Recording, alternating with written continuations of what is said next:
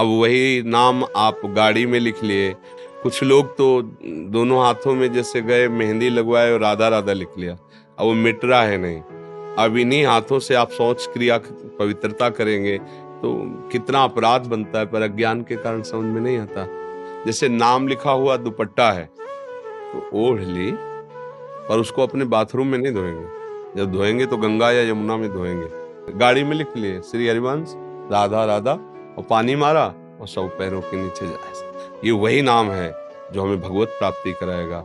मान लो पीछे उसके लिख दिया राधा, अब ऐसे पैर करके मोटरसाइकिल में चढ़ रहे हैं, पूरा पैर उस राधा, तो कहाँ ज्ञान है, कहाँ विवेक है।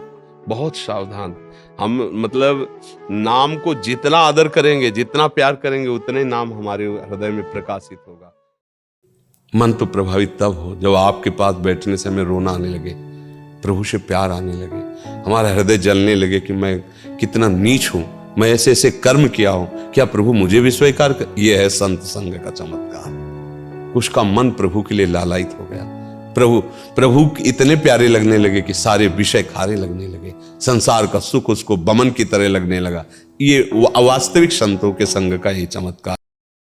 जब हमारे सामने कोई ये प्रश्न करता है कि मैं बहुत दुखी हूं, कोई उपाय बताइए निवृत्ति का, और मैं वहां गया, तब मुझे लगता है कि पागल, तेरी समझ में नहीं आ रहा, सुख का समुद्र तेरे पास है। पानी में मीन प्यासी, मुझे सुन सुनी आवे हासी। बाहर भटकने से क्या होगा। तुम्हें राम नाम प्रिय है, कृष्ण नाम प्रिय, हरि नाम प्रिय, राधा नाम, जो प्रिय लगे उसको जप के तुम देखो। तुम्हारे हृदय में इतना माल भरा हुआ है कि तुम्हें आंख खोलने की जरूरत ही नहीं पड़ेगी। हम सन्यास से ही आए हैं, निराकार उपासना से ही आए यहाँ।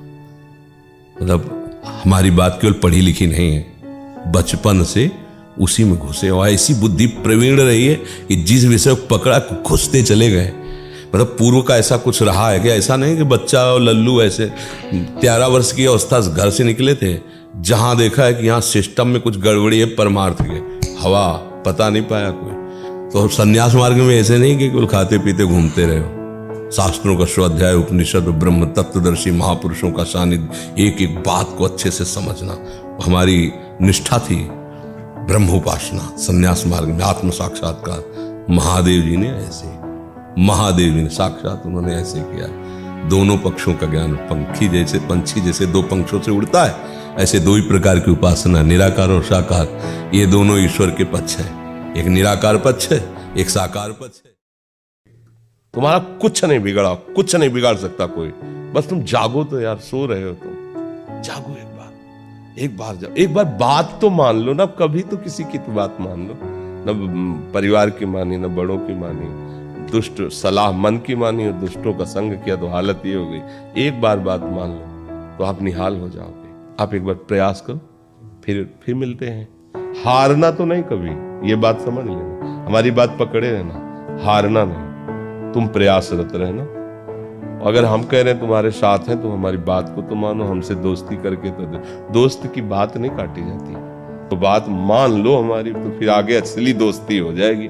और इस दोस्ती का परिणाम ये है कि दोस्त रहता ही नहीं, वो वही हो जाता है। जहालत तो वही दो नहीं रह जाते, वो वही हो जाता है। ठीक है, कौन सुंदर है? कोई सुंदर लग रहा है तुम्हें? बहुत ही धोखा है बच्चा। क्या सुंदर लग रहा है? क्या सुंदर लग रहा है? छिरिक दे, सुंदर लगेगा तुम्हें? सुबह सो के उठते हो, आंखों में सुंदरता निकलती है क्या? कीचड़ निकलता है ना कान में, और नीचे के क्या सुंदर है? पेशाब टट्टी के द्वारे सुंदर लग रहा है तुम्हें? खखार के थूक दे अभी तो क्या, कैसा लगे? कहा है सुंदरता? कहाँ? चीर के देखो, छोड़ दो, मवाद निकलने लगे कुछ दिन में सड़के वहां।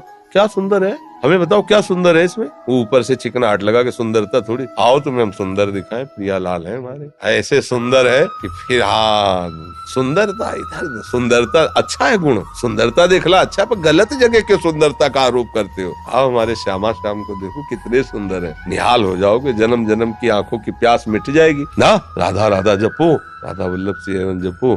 गंदी बात, यहाँ कोई सुंदर नहीं बच्चा, सब सुंदर है, कोई यहाँ सुंदर नहीं, सब धोखा है।